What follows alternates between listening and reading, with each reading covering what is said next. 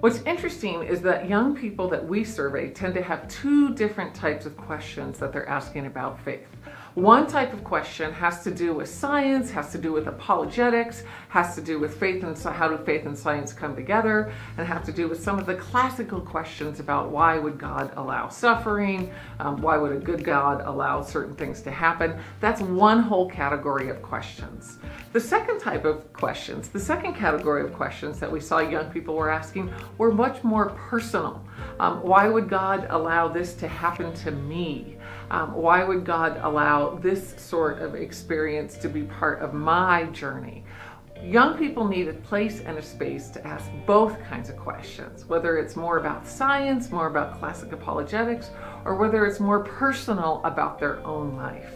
Young people have these questions, and when they have the opportunity to express and explore those questions, we actually saw that correlated with greater faith maturity both in high school and college. Put more simply, it's not doubt or tough questions that is toxic to faith, it's silence that is toxic to faith.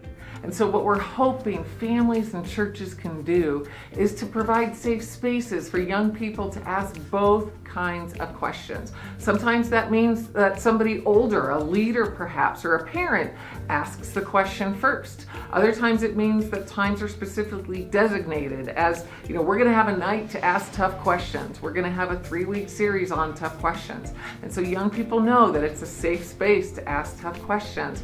What we want to see is that churches are creating spaces and times for those tough questions, because that is not faith eroding, that's faith building.